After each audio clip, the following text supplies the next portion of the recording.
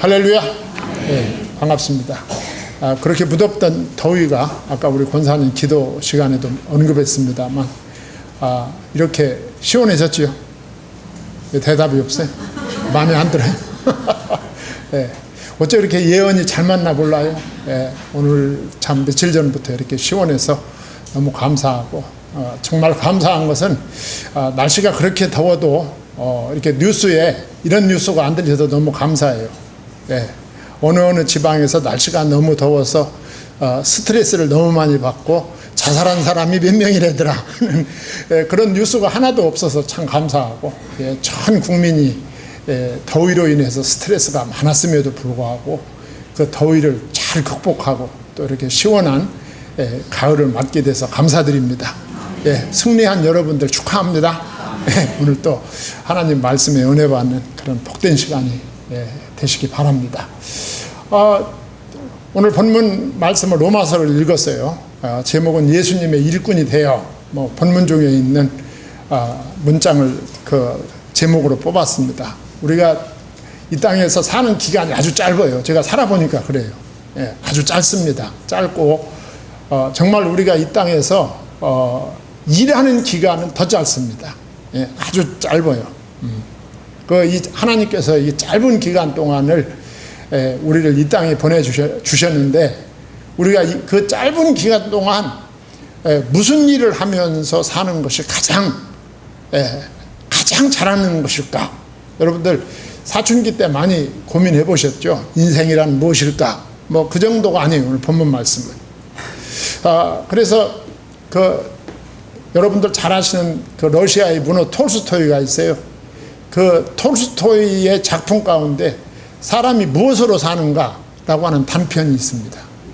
그 단편을 보면 거기 등장인물들이 쭉 나옵니다.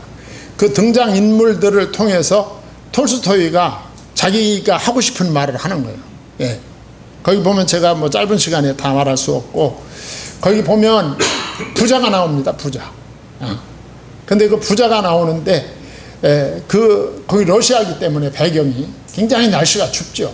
날씨가 추니까 그 북쪽 사람들은 이 장화, 우리가 비 올 때만 신는 장화가 아니라 겨울철 내내 신는 가죽으로 된 장화가 굉장히 중요합니다, 생활하는데. 그래서 그 부자가 값비싼 장화를 주문합니다.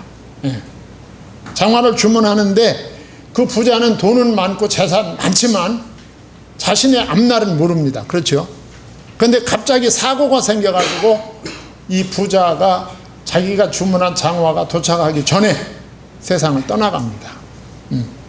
메시지가 있죠.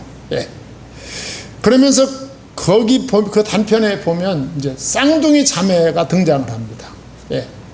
그 쌍둥이 자매가 등장을 하는데, 그 쌍둥이 자매가 아주 어렸을 때 부모님이 세상을 떠나갑니다. 또 사고로. 그래서 쌍둥이 자매만, 어린 자매만 남아요. 그런데 그 쌍둥이 자매를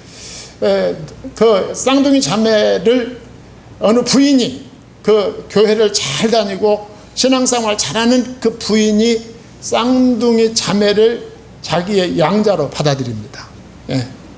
받아들이고 자기 호적에 입적을 하고, 이 양어머니가 정말 하나님의 사랑으로 이 쌍둥이 자매를 자기 자식으로 아주 잘 키우는 그런 모습을 그 단편에서 볼 수가 있습니다.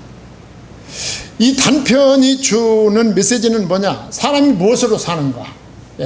그 여러 가지 이야기들이, 아주 그 유명한 이야기들이 있지만, 사람은 무엇으로 사는가? 한마디로 말해서 사람은 하나님의 사랑을 실천하는 것으로 살아가는 존재다 라고 하는 메시지를 이 작품을 통해서 톨스토이가 남깁니다.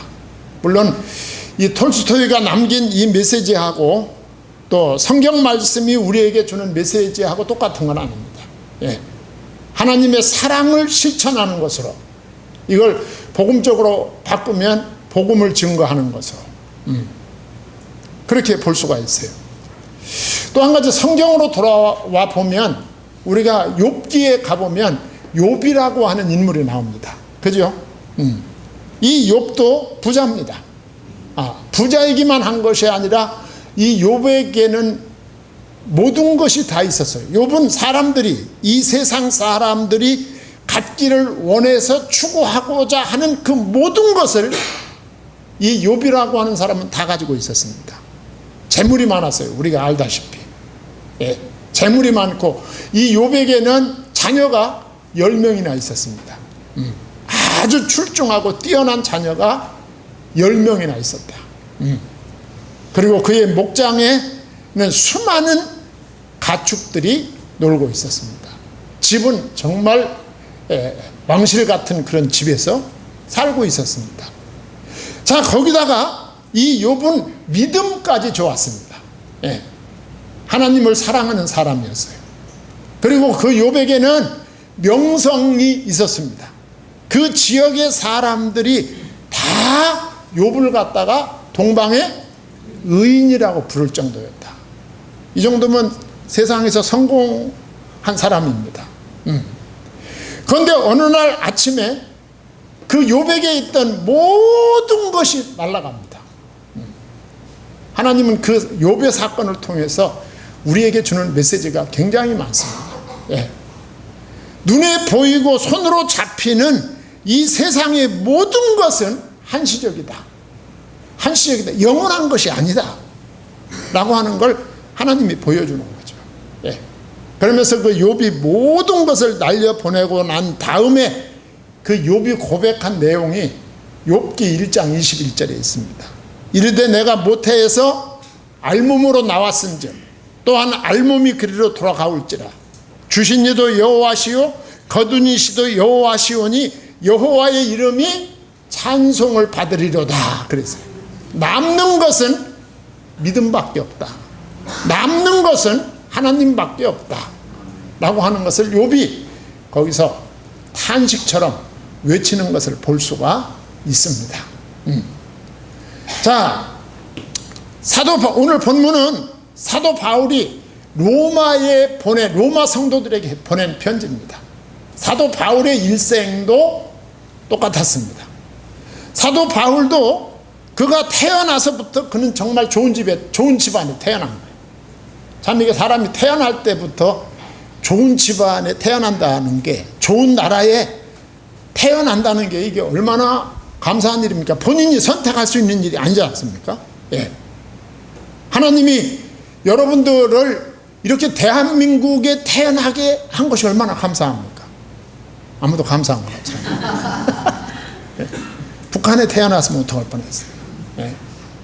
저쪽 중국이나 아니면 동남아나 저쪽 남미나 저 아프리카 케냐 오를 테페스 동네나 제가 그 지역을 제가 무시하는 게 아니에요. 생명이 다 소중해요. 우리가 하나님께서 이 어디에 태어나게 한다는 이 자체부터 벌써 역사가 있는 거예요. 그렇지 않습니까? 사도 바울은 태어날 때부터 아버지가 로마의 시민권을 가지고 있었어요. 태어날 때부터 바리새인의 가문에서 태어났어요. 예. 태어날 때. 그러니까 좋은 가문에서 태어났기 때문에 교육을 받는 것이나 자기 생활을 하는 모든 것에 좋은 혜택을 다 누린 거예요, 사도 바울이. 예. 종교적으로나 교육적으로나 자기의 생활에 있어서나 그 태어난 것이 자기 아버지의 가문이 좋았기 때문에 모든 혜택을 독차지할 수가 있었다. 사도 바울은 우리가 바울서신을 읽어보면 그 얘기 많이 합니다. 그런데 사도 바울은 이렇게 세상 사람들이 원하고 세상 사람들이 추구하는 가장 좋은 조건 속에서 태어나서 성장하고 교육을 받았고 그 사람들이 부러워하는 위치까지 올라갔지만 사도 바울의 마음속에 있는 고민이 해결되지 않은 거예요. 고민이 해결되지 않은 것입니다. 나는 무슨 일을 하며 살아가야 되는가 하는 이 부분에 답이 없었던 거예요. 그래서 그는 그 고민이 깊으면 깊을수록 사람들이 어디에 빠져들기를 원합니다. 우리가 인생의 고민이 깊으면 깊을수록 어떤 사람은 오락에 빠지고 어떤 사람은 술이나 담배나 마약이나 이런 데 빠져듭니다. 예. 잊어버리고 싶은 거야. 고민이 깊을수록 스트레스를 받을수록 그 어디엔가 자기를 몰입시켜서 그 순간을 잊고 싶어 합니다. 사도 바울이 그랬어요. 그래서 사도 바울은 그런 고민을 해결하기 위해서 종교에 심취합니다. 종교에. 여러분들 잘 아시죠? 사도 바울이 믿었던 종교는 유태교입니다. 예. 유태교에 심취합니다. 그냥 유태교에 열심을 낼 때 자기의 고민을 잊어버릴 수가 있었던 거예요. 내가 무엇으로 살아야 되는가? 내가 왜 살아야 되는가에 대해서 유태교라고 하는 종교에 심취할 때 그걸 잊을 수가 있었던 거예요. 잠시라도. 그래가지고 얼마나 종교에 심취했으면 기독교인들을 체포하여 기독교인들을 재판에 넘기고 기독교인들을 처형하는 일에까지 이 사람이 빠져들게 되었을까요? 얼마나 고민이 많았으면, 예. 얼마나 아픔이 많았으면 사도 바울이 그렇게 몸부림을 쳤을까?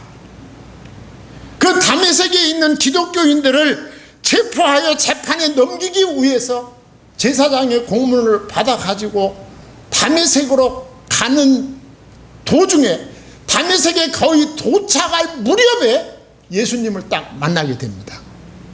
바울이 그때 예수님을 만나는 거예요. 그 예수 그리스도를 만나고 오늘 본문에 나옵니다만 예수 그리스도를 만나서 예수의 일꾼으로 보내심을 받는 순간 자기의 모든 문제가 해결되는 거예요. 자기의 모든 고민이 예수를 만나서 그 예수로 말미암아 사명을 받는 순간에 아, 나는 무엇으로 살아야 되는가 하는 답을 얻게 되는 거예요.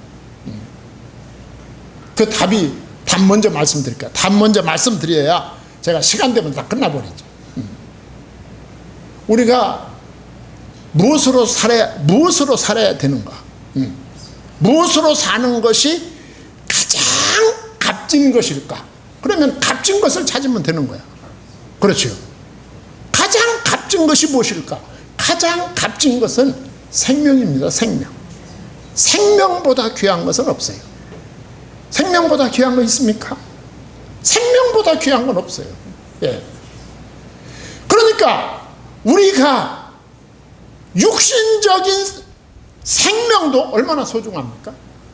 우리가 이 땅에 잠시 왔다 떠나는 육신의 생명도 중요하거든.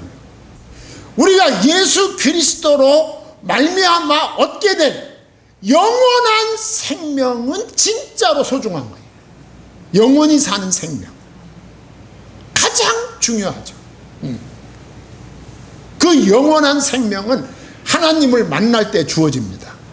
하나님을 만나는 방법은 예수 그리스도시다.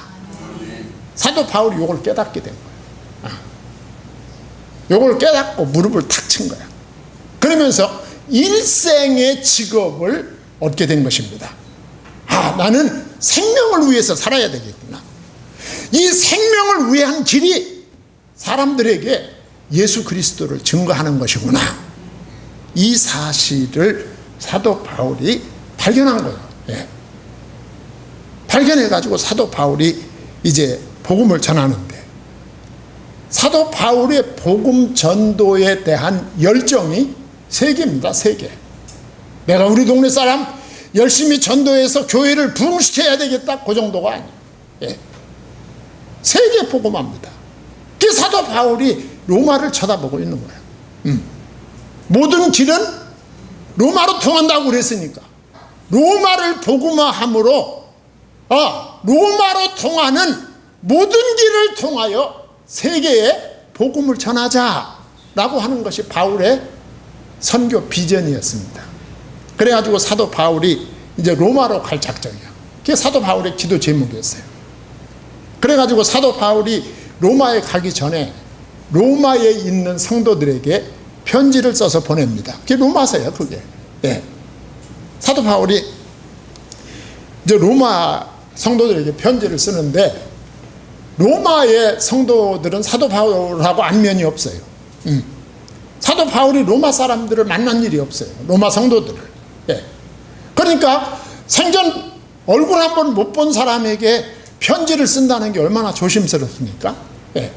그래서 이 바울의 편지 내용을 보면 굉장히 조심하고 정중한 모습을 볼 수가 있어요. 예. 그래서 오늘 14절에 보면 내 형제들아, 한 번도 얼굴을 보지 못한 로마 성도들에게 형제들아 라고 친근하게 부릅니다. 예. 성도들아. 그러면서 그 성도들을 편지에 칭찬을 합니다. 예. 여러분들 칭찬을 듣고 격려를 받을 때 얼마나 기분이 좋습니까? 기분 나쁩니까? 칭찬 들으면? 저는 나이가 이렇게 많아도 누가 칭찬하면 애들처럼 좋아요. 예. 칭찬하고 격려는 사람을 굉장히 에너지 넘치게 만들어요. 예. 이 칭찬과 격려가. 이 책망으로 사람을 바꾸는 것은 한계가 있어요. 예. 그런데 칭찬과 격려를 통해서 사람이 바뀝니다. 예. 그러니까 사도 바울이 이 로마의 성도들을 칭찬을 하는데, 오늘 본문 14절에 보면 세 가지로 칭찬합니다. 내가 들었습니다. 당신들에 대해서 들었어요.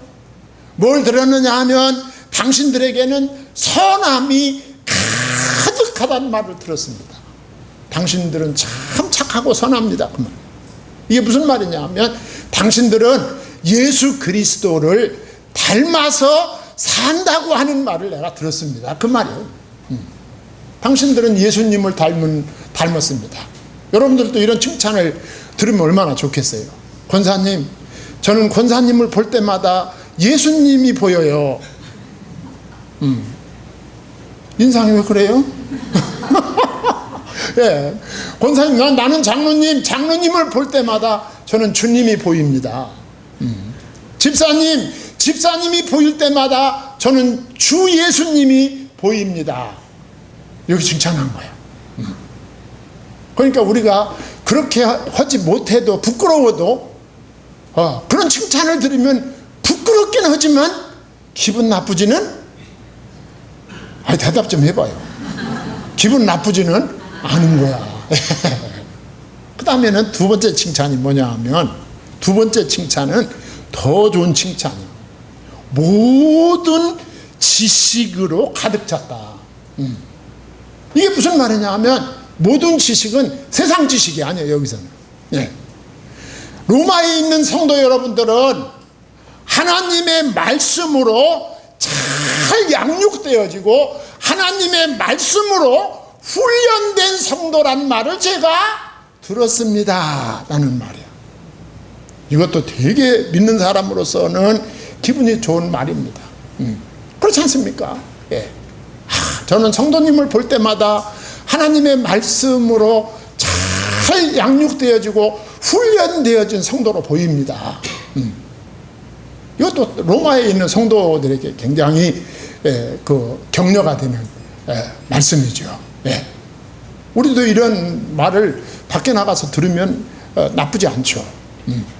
그리고 세 번째 칭찬이 뭐냐 하면, 당신들의 믿음의 수준은 서로가 권면할 수 있을 정도였다, 그 말이죠. 그러니까 딱 보면 저게 믿음으로 맞는 건지 아닌지 서로가 판단하고 잘못됐으면 고쳐줄 정도의 신앙 수준을 가지고 있다, 로마에 있는 성도들이. 그 사도 바울이 그렇게 로마에 있는 성도들을 칭찬을 했습니다. 그러니까 로마의 성도들은 정말 자기들이 볼 때, 여러분, 내가 나를 볼 때 만족한 사람이 어디 있겠어요? 로마에 있는 성도들은 자신들이 자신들을 볼 때 부족한 것이 많죠. 우리가 우리 자신을 볼 때 부족하듯이. 그렇지만 이런 격려를 들을 때 그들에게는 더 잘해야 되겠다는 아마 그런 생각을 했을 거예요.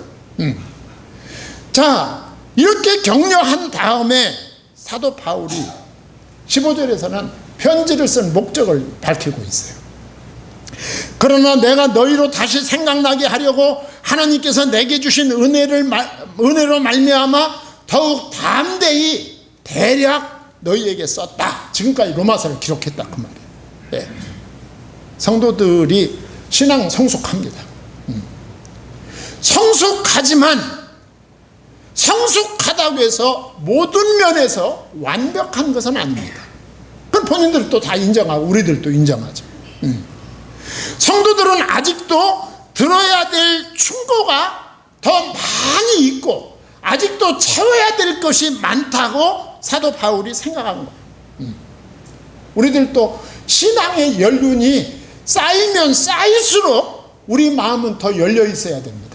항상 하나님의 말씀으로 나는 채워져야 되고 하나님의 말씀으로 훈련되어져야 되고 하나님의 말씀으로 나는 양육되어져야 된다는 이 열린 마음을 가지고 있어야 우리 주님 오시는 그날까지 우리의 믿음이 풍성하게 성장할 수 있는 거야.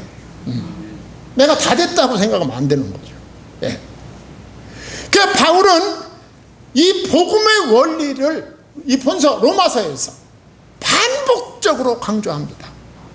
여러분들의 목사가 시간마다 복음을 강조하고 예수의 이름을 강조하듯이 로마서를 읽어보면 사도 바울은 처음부터 끝까지 예수가 그리스도 되심을, 예수가 생명의 주 되심을 아주 끝없이 반복적으로 일컫고 있는 것을 볼 수가 있어요. 한 번 들어가지고 되는 것이 아니에요. 그러면서 사도 바울이 뭐라고 말합니까? 내가 이 일을 할 수 있었던 것은 내 능력이 아니다. 하나님의 은혜로 내가 이것을 감당할 수 있었다. 하나님의 은혜가 아니면 나는 이 일을 감당할 수가 없다. 예. 하나님의 소명을 받은 일꾼의 존재 목적이 뭘까요? 복음 증거입니다. 복음 증거. 예. 사도 바울은 이것을 강조하고 있는 거예요. 그러면서 사도 바울은 하나님이 자기를 부르신 목적을 밝히고 있어요. 16절에서. 한마디로 말해서 16절에서 사도 바울은 복음의 제사장이라는 말을 합니다. 예. 하나님이 나를 무엇으로 불렀느냐? 하나님이 나를 부르신 목적이 뭐냐? 이방인의 제사장으로 불렀다. 이방인의 제사장. 이방인들을 위한 예수의 제사장으로 하나님이 나를 불렀다. 그 얘기를 하기 위해서, 그 얘기를 강조하기 위해서 사도 바울은 16절에서 성부, 성자, 성령 삼위일체 하나님을 들이대고 있어요. 예. 그 16절에 보면 성부, 성자, 성령 삼위일체 하나님이 한 절 말씀 속에 언급되는 걸 볼 수가 있어요. 이 은혜는 곧 나로 이방인을 위하여 그리스도 예수의 일꾼이 돼요. 그리스도 예수가 나옵니다. 맨 먼저. 예. 그 다음에 성부 하나님의 복음의 제사장 직분을 하게 하사. 성부 하나님이 나와요. 이방인의 이방인을 제물로 드리는 그것이 누구 안에서? 성령 안에서 거룩하게 되어 받으실 만하게 하려 하심이라 그랬어요. 내가 이방인의 제사장으로 삼기 위해서 성부, 성자, 성령 이 삼위일체 하나님이 역사하셨다. 그 하나님의 부름을 받았다. 이 복음의 제사장, 이 말은 예수 그리스도의 일꾼으로 삼아주셨다 그 말이에요. 예수 그리스도를 이방인들에게 증거하기 위해서 하나님이 나를 이방인으로 삼아주셨다. 쉽게 말하면 제사장이 제물을 들고 하나님 앞에 나가듯이, 예. 하나님이 나를 이방인의 제사장으로 삼아서 이방인들을 데리고 예수께 가고, 그 예수 그리스도가 그 이방인을 하나님 만나게 하는 일을 하셨다 그 말이에요. 그 일에 자기를 하나님이 쓰셨다. 그래서 16절 중간에 보면 이방인을 제물로 드리는 것이, 이방인을 제물로 드린다 그 말은 정말 이방인을 칼로 잡아서 드린다 그 말이 아니에요. 예. 이방인들에게 예수 그리스도를 증거하고 그 예수 그리스도로 말미암아 이방인들이 하나님을 만나고 하나님의 자녀가 되게 하는 일에 내가 쓰임을 받았다. 그래서 나는 하나님의 종이다. 그 사도 바울이 그걸 감사하고 있는 거예요. 예. 우리가 이 땅에 태어나서 하나님의 사역자가 되기 위해서 다 목사가 되고 다 선교사가 될 필요는 없어요. 예. 우리가 직장인이 되든 사업가가 되든 공부를 많이 하는 학자가 되든 뭐 교수가 되든 교사가 되든 회사원이 되든 무슨 일을 하든 그 목적이 복음을 증거하는 일이면 되는 거야. 내가 가든지 복음을 전하기 위해서, 복음을 전하기 위해서 다른 사람을 보내든지 둘 중에 하나로 나는 쓰임을 받을 수 있는 거야. 예. 오늘 본문은 사도 바울의 그 사역을 우리에게 보여주고 있는 거야. 그러면서 17절로 19절까지 보면 사도 바울이 예수의 일꾼으로서 사역한 내용이 거기 쭉 나옵니다. 예. 사도 바울이 뭐라고 말합니까? 그러므로 내가 17절에 그리스도 예수 안에서 하나님의 일에 대하여 자랑하는 것이 있거니와, 자랑하는 것이 있는데, 예. 그리스도께서 이방인들을 순종하게 하기 위하여 나를 통하여 역사하신 것 외에는 내가 감히 말하지 아니하노라 그랬어요. 네. 이게 무슨 말일까요? 이게 번역에서 이게 조금 이렇게 내용이 풀리는 거예요. 나는 자랑거리가 있다. 그 자랑거리가 뭐냐? 이방인들이 예수 그리스도를 영접하고 하나님의 자녀가 되는 사실을 나는 자랑스럽게 여긴다. 네. 그런데 이 일을 하게 된 것은 내가 한 것이 아니고 성령께서 나를 통하여 역사하신 것이다.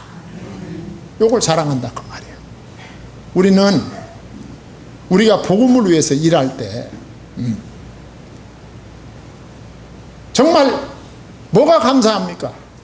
하나님에게 쓰임 받음이 감사한 거예요. 예.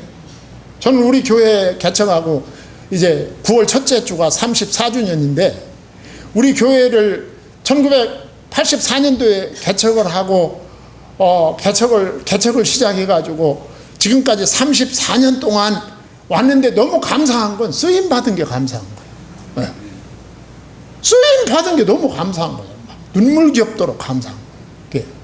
쓰임 받은 게 우리 교회를 부족한 저를 하나님이 쓰셔서 중국에 아프리카에 저 남미에 북미에 복음을 전하고 거기에 있는 사역자들을 지원해서 우리 교회가 작은 교회지만 해가 지지 않는 거예요. 해가 지지 않아. 작은 교회지만 해가 지지 않는 것은 지구가 돌기 때문에 해가 안 지는 거야. 우리 교회가 선교한 교회들이 세계 도처에서 예배 드리는 거예요. 24시간. 예. 쓰임 받은 게 감사한 거예요.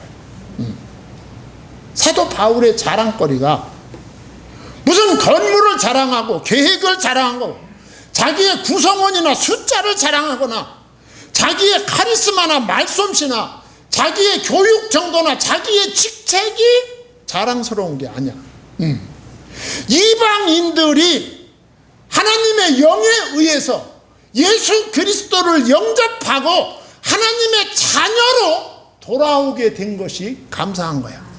이 생명사역에 하나님이 나를 쓰심이 너무도 자랑스럽고 감사한 거죠. 우리 성도님들도 이렇게 자랑스러운 하나님의 사역자들이 되시기를 바랍니다. 예. 그 얘기가 계속 이어지고 있는 거예요. 나를 통하여 그렇잖아요. 18절 하반절에 나를 통하여 역사하신 것 외에는 내가 감히 말하지 아니하노라. 나를 통하여 역사. 내가 한 거 아니야. 하나님이 나를 써주신 거야. 표적과 기사의 능력으로, 성령의 능력으로 이루어졌습니다. 내가 한 것이 아니야. 누가 한 거야? 성령의 능력으로 한 거야. 그리하여 내가 예루살렘으로부터 시작해서 어디까지? 일루리곤까지 그리스도의 복음을 편만하게 전하였노라. 사도행전 1장 8절이 이루어진 거야. 이렇게 복음을 전할 수 있었던 것은 성령께서 하신 일이야. 내가 정말 자랑할 수 있는 것은 내가 성령에게 쓰임을 받아 복음을 편만하게 전할 수 있게 되었다. 이게 감사하다 그 말이죠. 우리 성도님들, 여러분들이 무슨 일을 하든지 그 일의 목적이 생명이기를 바랍니다. 생명 살리는 일이기를 바랍니다. 그때 여러분은 우리 주님 부르심을 받고 세상을 떠날 때 사도 바울과 똑같은 말을 할 수 있을 것입니다. 내가 선한 싸움 다 싸우고 달려갈 길을 마쳤으니 이제 나에게는 생명의 면류관이 예비되어 있노라. 기도하겠습니다. 하나님 아버지, 하나님의 은혜와 사랑을